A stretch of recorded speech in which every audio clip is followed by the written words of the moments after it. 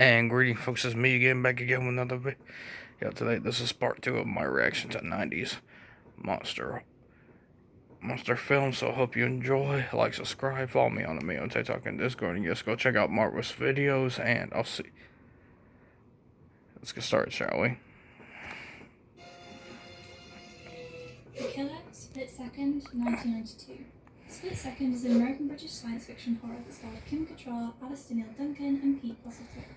As the world is being consumed by global warming and other problems that humans face due to their own faults, the killer has emerged and goes on a continuous murder rampage, ripping out its victims' hearts and sometimes even torturing them more than it needs to.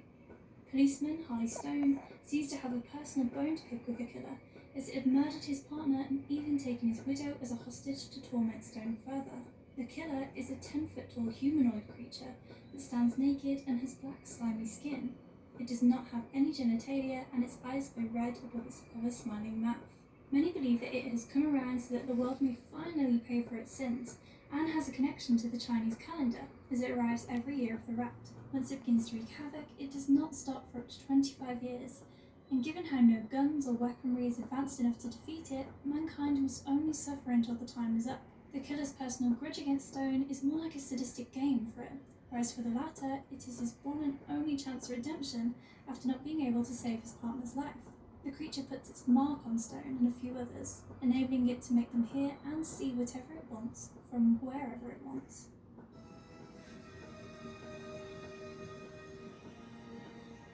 Although it seems to target only those that have Scorpio in their zodiac, the killer does not shy away from ripping out hearts of those that cross its path. As for its abilities, it possesses superhuman strength and durability along with super speed, allowing it to smash through anything, including walls. Not only is it physically powerful, but it also possesses high intelligence, making it extremely difficult to beat. It's later revealed that the reason the killer has all these powers and abilities is because for years it has continued to eat people's hearts, which makes it possible for it to absorb all their DNA. The film's ending is similar to that of Deep Rising, as we see Stone finally being able to free his dead partner's widow and rip the creature's heart out, killing it. However, as they leave the place behind, the walls erupting in the water body nearby indicate that there may be more of them.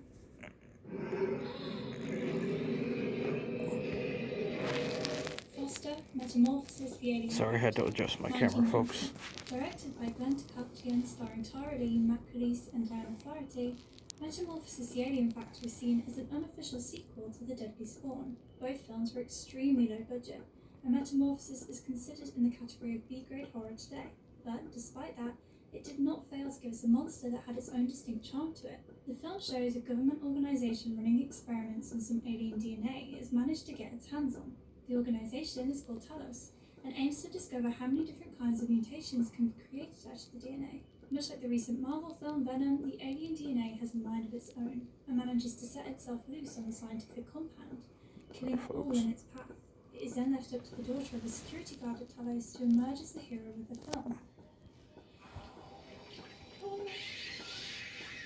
Foster is filled with gruesome scenes that may curb your appetite, and although it was made with a budget slightly higher than that of Deadly Spawn, the monster in this film did not live up to that of the latter. The creature here, Foster, is nothing but a huge pink mouse with teeth on it. It resembles the Graboids from Tremors very slightly, and looked perfect for that of a B-movie. Given how creature features were limited in the 90s because of the lack of CGI, the Foster does remind us of John Carpenter's The Thing, but given its stiff movements and low-budget cinematography, it is more of an 80s feel to it, and is a completely fun watch.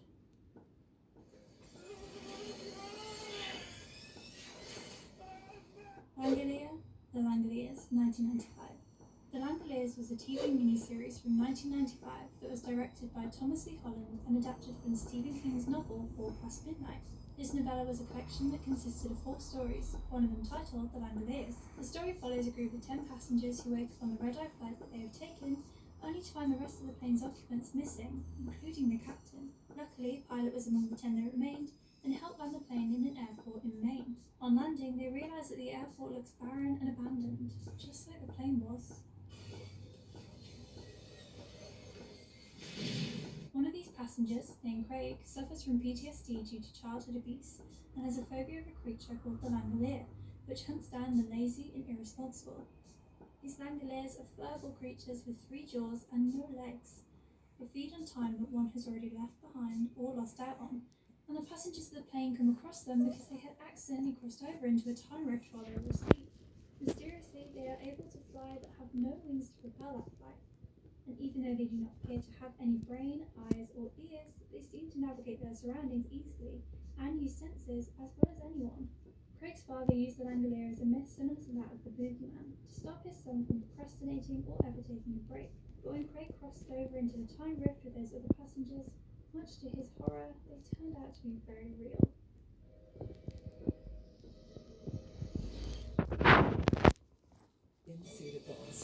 It's just an ad, people. I'll skip it.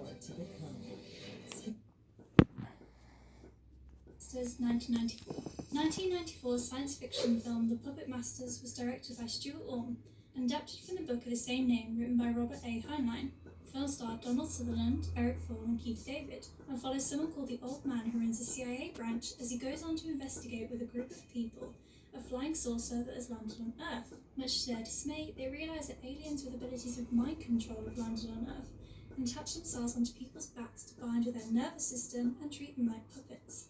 On further probing, the group realises that the aliens can be detached from one's back via electric shocks, and that they all share a collective conscience that rests in their UFO in the form of a hive.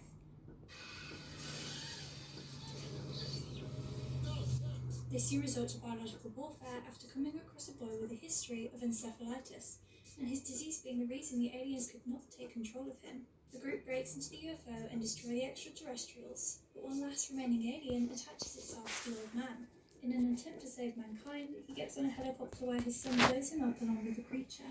The alien's appearance is similar to that of an electric rayfish, and it uses its tentacles to attach itself to the victim's nervous system through their spine. No other way to kill them, biological warfare proved the only viable solution to getting rid of them.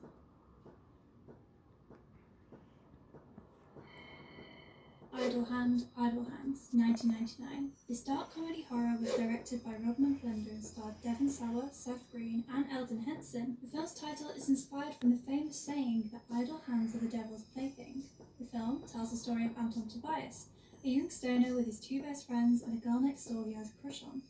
After his parents are mysteriously murdered on Halloween night, all clues seem to be pointing at Anton himself.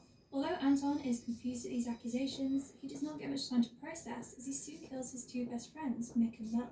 Anton comes to the realization that his mind has a mind of its own and hence is possessed. Like extremely loyal friends, Mick and Nub decide that in death too they will help Anton to get rid of the possession and hence get back inside their own bodies. In an attempt to help him, Mike and Nub help Anton cut off the hand, which in turn sends the idle hand on a killing rampage of its own. A high priestess who arrives in town looking for the evil hand informs Anton that the appendage will take Molly, his next door crush, back to hell with it.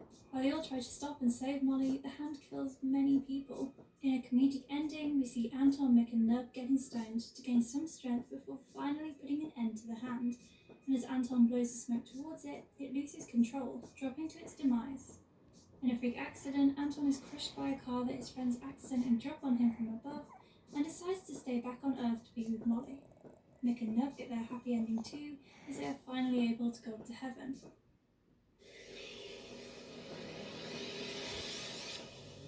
Tommyknockers, The Tommyknockers, 1993. Another TV miniseries based on a Stephen King work, The Tommyknockers was directed by John Power and starred Mark Helgenberger and Jimmy Smith. When writer Bobby and her boyfriend Gard discover a stone object in the woods near their house, they investigate further and find that some cubes made of an unknown alloy are present in the forest and connected to one another. The more they discover of the object, the more townspeople start showing strange symptoms, such as insomnia, telepathy, or the ability to create advanced gadgets out of mere kitchen tools.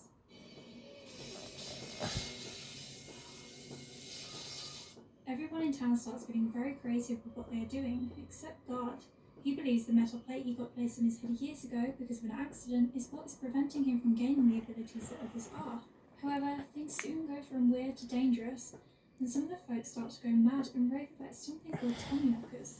When the town's E.G. Marshall, Ed Hilly, digs deeper into the history, he finds some disturbing claims from the tribals that the land is cursed and many mass murders are taking place on it as well.